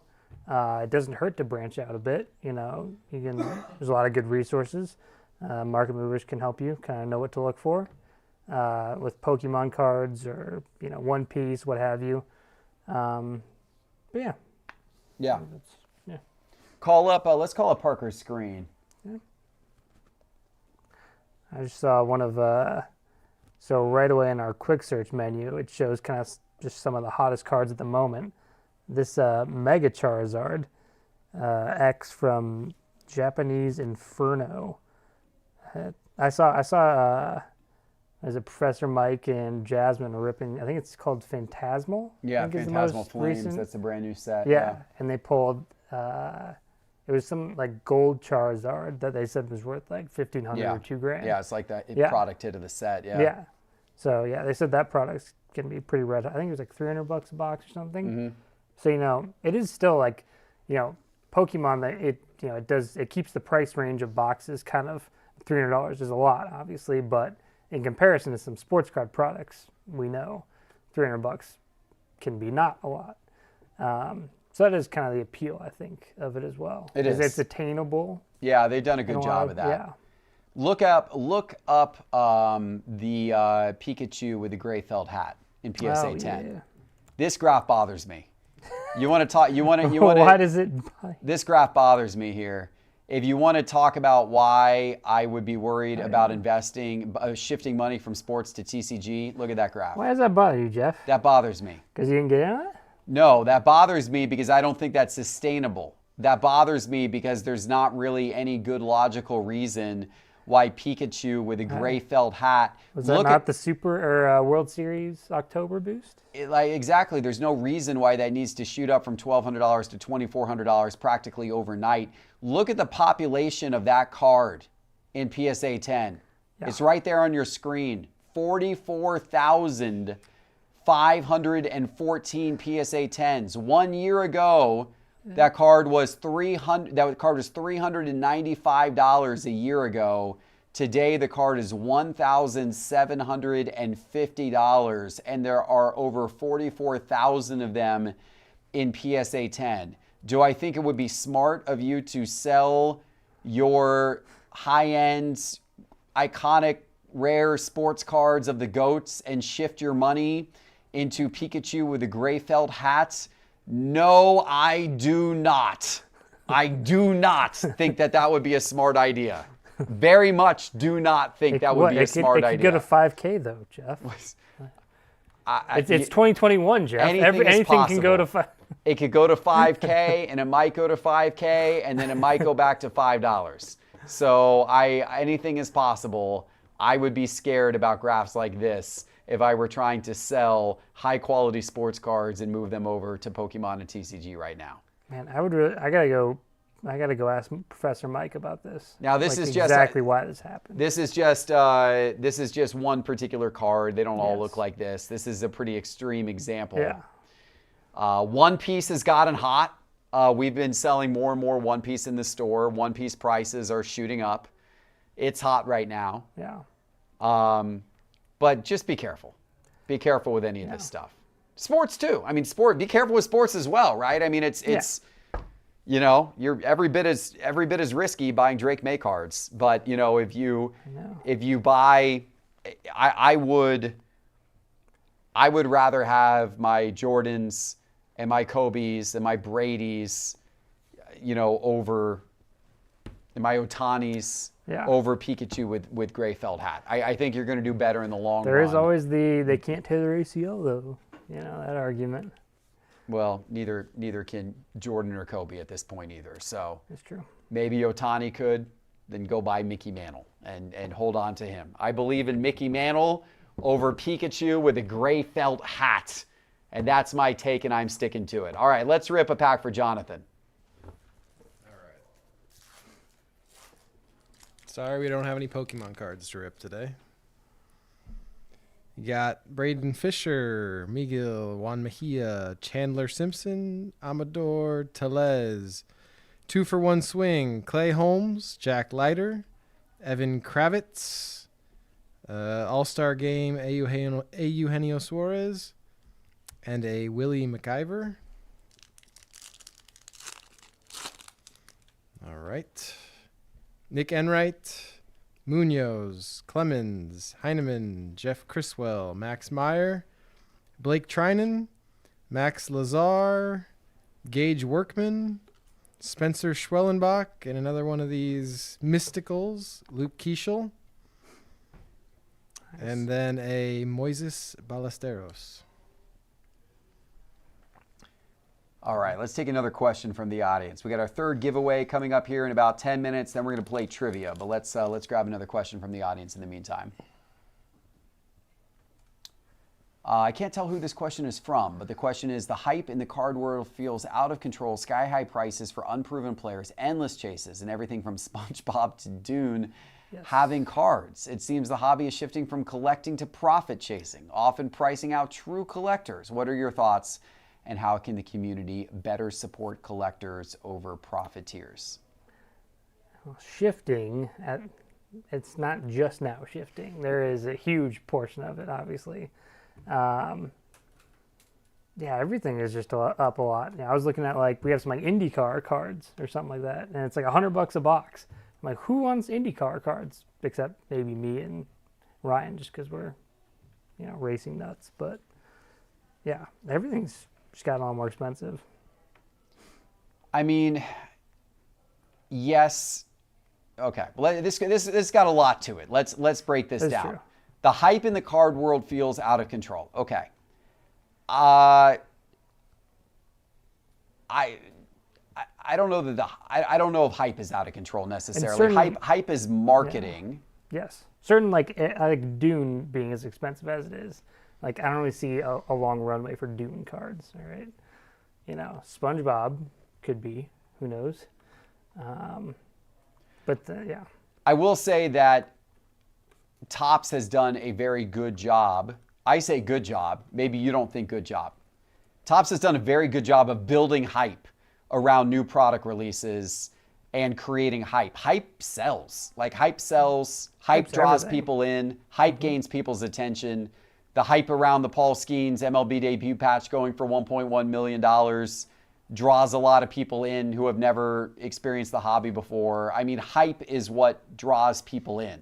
So I don't know that the hype is out of control. To me, hype is good marketing. If people are excited, if they're hyped, there's a lot of hype around big-time football games every weekend, but we're not saying that's out of control. Like, we're not saying the hype around whatever the big game of the weekend is out of control.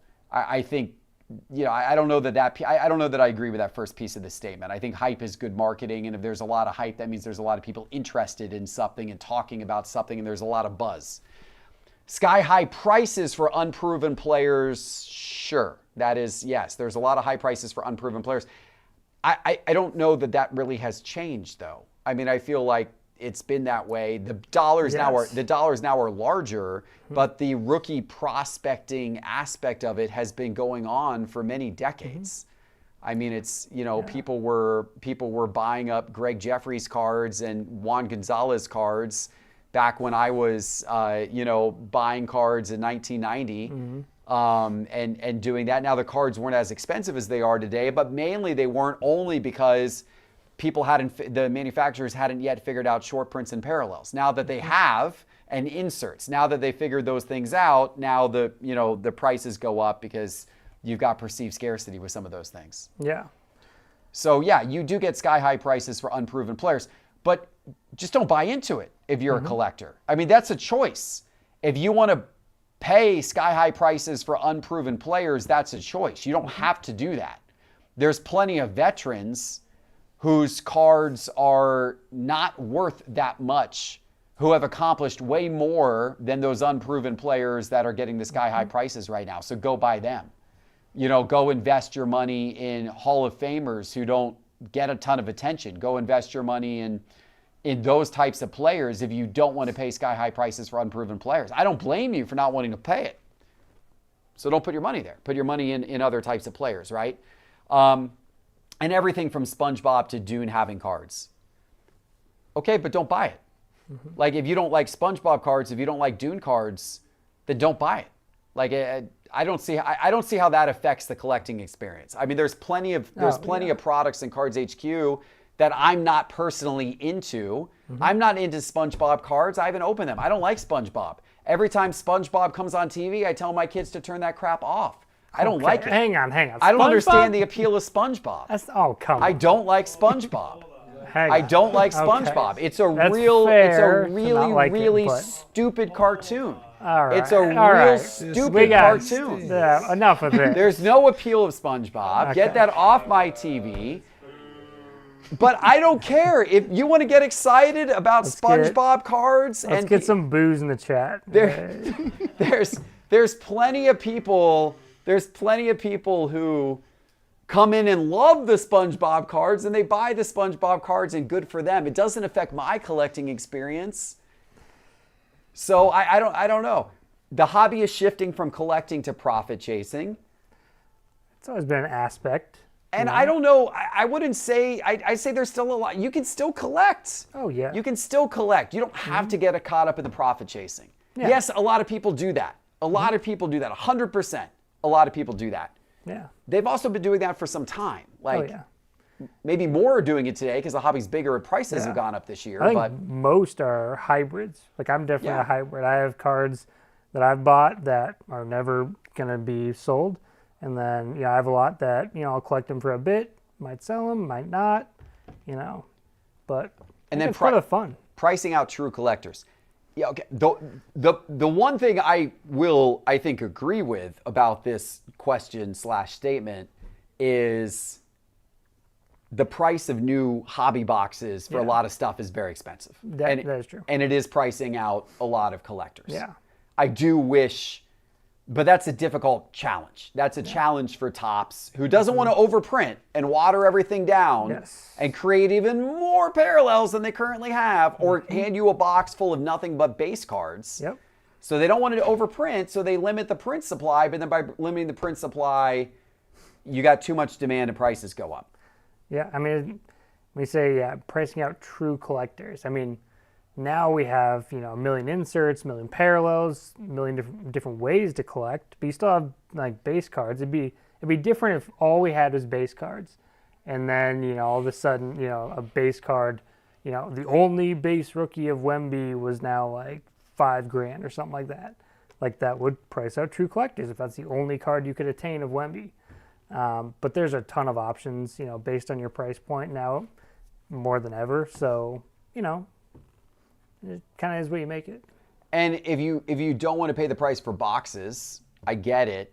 By the way, all those boxes that are getting opened, all those cards that are hitting the secondary market, that huge supply, wait 2 or 3 months until after a product releases. You can buy up every insert you'd want to chase and every card you'd want to chase for a really nice price, with the exception of the golds of 10s and some of the super short prints. But a lot of cards you can buy for real cheap out of sets. So as a collector, I understand if the boxes are overpriced now, in your opinion. I get it. If you can resist, don't buy the boxes. Wait a couple months, buy the cards. I still think there's plenty of opportunity to collect. I still think there's plenty of opportunity to collect and not have to put a ton of money into it. So I don't know. I got mixed thoughts on the comment. Who is, I can't see the name. Who was this one from? I pulled it up and it's Edub. Edub. Yeah. All right. Well, Edub, I appreciate you sharing your thoughts. It's an interesting question, and certainly it would be nice if box prices could get more affordable for people. But let's hook Edub up with some packs to get Edub. Hey, look, let's give Edub a free pack Edub on Edub's collecting journey here. All right. Let's do it. Bowman Chrome football once again. Uh-oh. I see a Texas Tech player on the back there. I'll steal it. There you go. Keep cards on the table, man. All right. The chat wants me to open up a SpongeBob pack for Edub. If I had one in here, I would. If I had one, have any left? I can't grab one out of the case. They're too expensive now. They priced me out as a collector. We got Hakeem Williams, Boubacar Traore, Jamarian Wilcox, a purple or pink James Peoples out of 225. It's pretty cool. There you go. College Rule Playbook, Gunnar Stockton, Darius Taylor, oh boy, Nazea Hunter, and a Baron Morton. Nice Texas Tech quarterback There you go.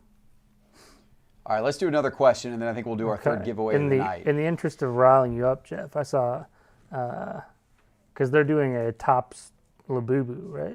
Yes, they are doing a Topps. Thoughts on those? I don't care if people want to buy Labubu, buy Labubu. Have fun with Labubu.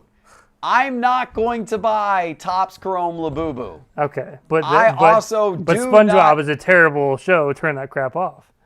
But Labubu's not. I kind of like the little Labubu things. I kind of like them. Yeah. I kind of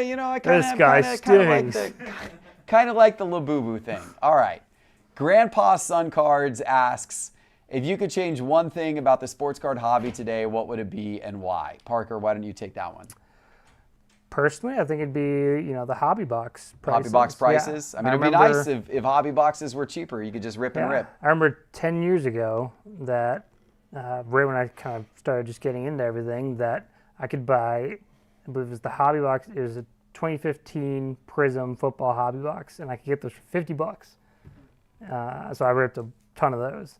The ceiling of what you could get was pretty low. I hit like a Mariota Blue Wave Auto, and it barely paid for the box at the time, But it was just kind of fun to be able to easily go buy a hobby box, rip it, have that whole experience. So can you imagine that? Can you imagine buying a Prism hobby box for $50? Now the card market was way smaller. Do you know how much I would rip? If I could buy Prism hobby boxes for $50, do you know how many boxes I would rip today? Don't even get me started about the 2017-18 era. Like I saw the 2017 Optic football hobby box we have out there. It's $2,000 now. I remember back in the day when that was like $150 or something. Yeah. Before we knew about Mahomes, before we knew he was going to be what he was going to be. Crazy. And I bought Deshaun Watson cards as a Texan fan. And that's right. Deshaun Watson, good old name there. Yeah. I would reduce the amount of drama on social media and YouTube. I've had a little too much of that lately, as some of you may have seen. My gosh, there's been so much of that lately. So probably a little reduction in drama could be a nice thing for the hobby. How about grown adults acting a little more like adults from time to time? That could be a good thing. That's what I'll say on that one. Let's get a pack for Grandpa and Son. All right, another pack of Sapphire. This one's going to have the Wemby. Looks like another green. Jordan Poole, Noah Clowney, the green out of 99, Calvin Murphy. Wow. Houston throwback. Shorts. It's a throwback name. And a Brandon Miller. All right, let's do this. Do we have our list ready for our third giveaway of the night? Yes, it should be in there. Yes. Give me 1 second. We'll get that up here. Parker's going to get that up here. Alrighty. We can probably bring a screen up here, and he can randomize our third giveaway of the night. And then, guys, we're going to play some trivia for you guys. This is the fun part of the night. We get into trivia here in just a minute. Alrighty. 1, 2. You want the top 8 again, Nick? Yeah, let's do the top 8. Okay, and 3. There they are. Right there. So we got number 1 is Sean Kenny, a.k.a. Bruiser Cab. 2 is Keith A. Miller, 111. 3 is Pats Fan, 1774. 4 is Stephen James. 5 is M. Barnett. 6 is Michael Edward Pacheco. 7 is the Shea Hodge, I think. 8 is Quad Cards. Okay. Do we want to open these now, or time-wise, what do you want to do? Let's open a couple while people get into the trivia game, and then we're going to go ahead and start the trivia game. So let me tell the audience real quick how to get into the trivia game while we're opening up these packs. Get set for trivia. Sports card trivia. We got a first place prize of a $100 Cards HQ gift card, second place prize of a $50 Cards HQ gift card, third place prize of a $25 Cards HQ gift card, and even if you don't know a lot about sports cards, you haven't played trivia before, we give one random $25 gift card to somebody who plays and just simply gets one question right out of the 10. So you got a good chance of at least doing that, even if you're guessing. So all you need to do is click the link that is in the YouTube chat, pinned to the top of the YouTube chat. We'll drop it in the chat again for you as well. And then when you're on that page, scroll down and then click on trivia, and then get yourself registered, put in your name there into trivia, get yourself registered. We're gonna start the trivia game in just a couple of minutes. Hang out on that screen. I'll come back and tell you how it works, but go ahead and get into it right now. Nick, let's go ahead and give packs. We'll open up the packs maybe for the first, let's say the first 3 of our winners, and then the other 5 of our winners, we'll send them their pack sealed. Sounds good. All right, Parker. Number 1 was... Uno was Sean Kenny. Sean Kenny. Marcelo Mayer, Roki Sasaki, Lugo, Devers, Sagasi, Triolo, Christian Koss, Nick Kurtz, Travis Jankowski, Eric Yang, Jose Abreu, Most Valuable Player 2020, and a Kumar Rocker rookie debut. Oh, those terrible inserts, Jeff. Terrible inserts. Terrible 80s looking insert right there. Ryan Rollison, Connor Thomas, Logan Evans, Let 'em Eat. We got Hunter Dobbins, Ryan Walker, Fernando Cruz, Michael Taylor, Levi Jordan, Alexander Canario. Oh, there you go. Oh, sketch cards. Oh, wow. We got a 1-1 sketch card. Is that Nolan Arenado? That's nice. Look at that. Nolan Arenado. Sweet. Wow. That's awesome. That's awesome. That's a great hit. Congratulations. Yeah.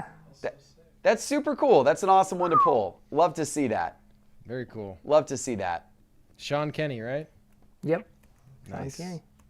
We'll get that top loaded for you. And then a Caleb Freeman. Very nice. That's awesome. He's in the chat too. Shout out. Bruiser Cab. All right. Number 2 was who, Parker? 2 was Keith A. Miller, 111.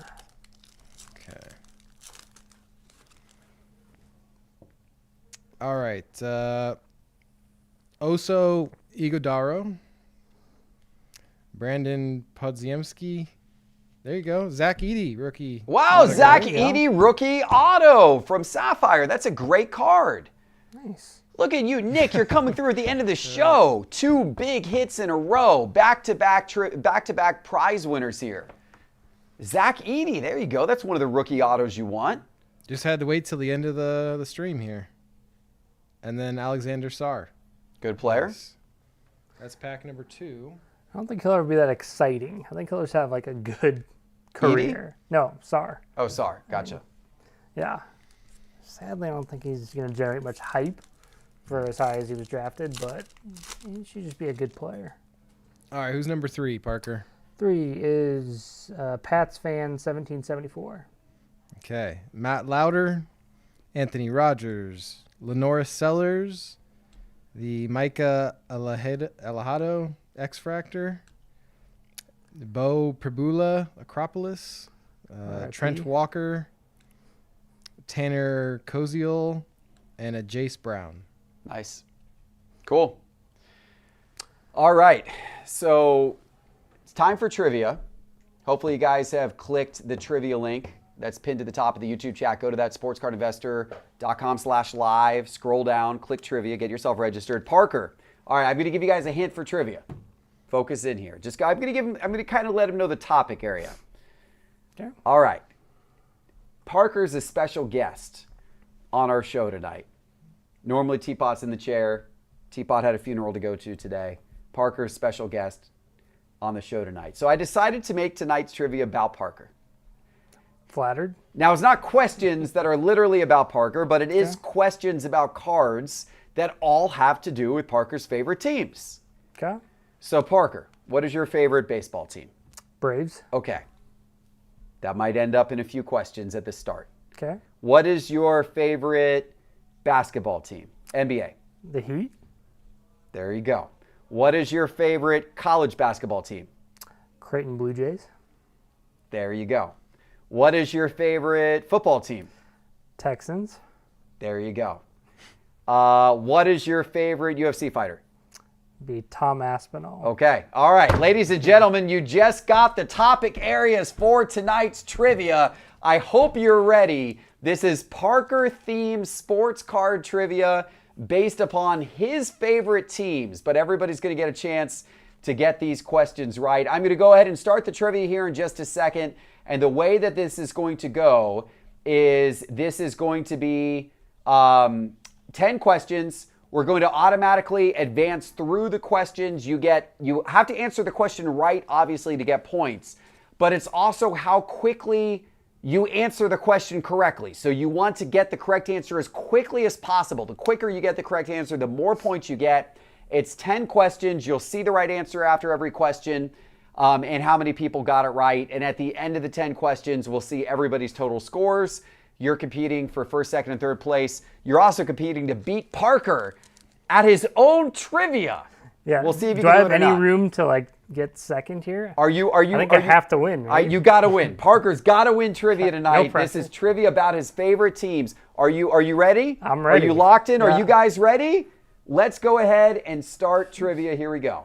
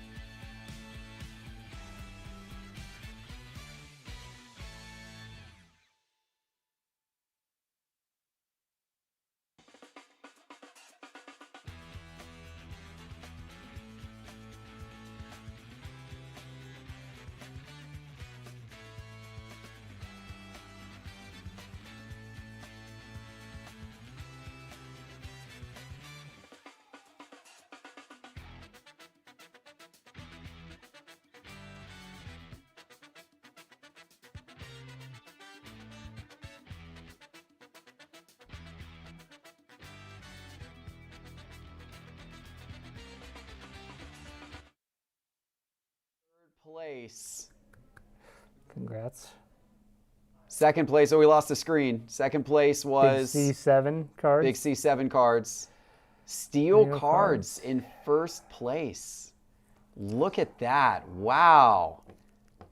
Wow. Upset City. Parker, where were you in the rankings? Number 9. Parker was number 9 tonight. Now, shout out to Steel Cards coming in first place. Got 7 out of 10 correct.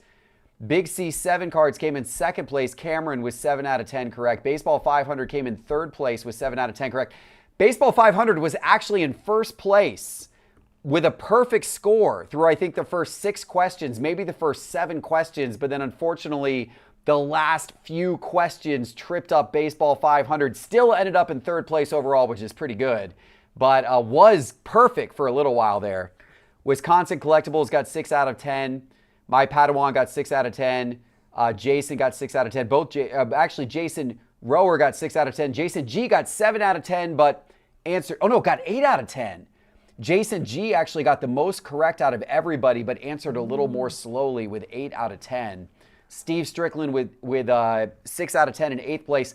And then Parker, 9th place. You only got 6 out of 10 correct, even though these questions were about your players, Parker. If I would have gotten the 2012 LeBron Prism one, which is obviously the Heat jersey, I know the pose and everything.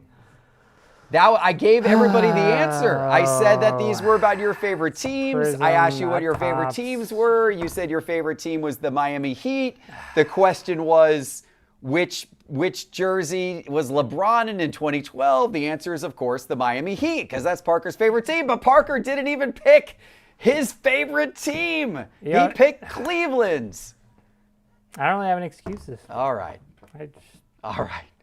It's a lot of pressure. It is a lot, It's a lot of pressure. You sacrifice accuracy for speed, and this is what you get. It's a lot of pressure. Parker still comes in 9th overall. That's still a very respectable top 10 When finish. it's about you, though? And those were tricky questions. I mean, we were going in the way back. We got DeAndre Hopkins questions in here. Yeah. We got tricky questions in here. We definitely tripped some people up as we went a little bit later. But congratulations to the winners. Steel Cards coming in first place, winning a $100 gift card to Cards HQ. I believe the first time winner here for Steel Cards. And by a lot, too. Yeah. Like 80 points. Impressive performance by Steel Cards coming in number 1. Cameron Big C7 Cards number 2. Baseball 500 number 3 with gift cards as well. And then we need to do a random. Give me a number, Nick, between 4 and 90. Let me see. The last person to score a point was 78. Between 4 and 78. 73. Okay, we went way down the board and we went to Brandon Marty. Thank you, Brandon Marty, for playing trivia with us tonight. You may have only answered one of the 10 questions correct, but your effort was outstanding, Brandon, to join trivia tonight and to play along with us, and we appreciate you. And for your efforts, you're going to get a $25 gift card to Cards HQ. All right, guys, if you won any prize tonight, make sure to fill out that winner prize form. If you go to that sportscardinvestor.com/live, if you click the link that's in the YouTube chat as well, either place will get you there. Scroll down on the page and there is a winner prize form. Fill the winner prize form out. That way we know how to get your prizes to you. Parker, any last comments before we end the show tonight? That was fun filling in for Teapot. Obviously, thoughts are with him. Hope he can, take care of what he needs to take care of and get back here and replace me and do better than me in trivia. We'll get Teapot in here, and maybe next month we'll make the questions about Teapot, and yeah, you have to. Maybe he'll completely fumble those. So we'll try to. Hopefully he'll do worse. All right.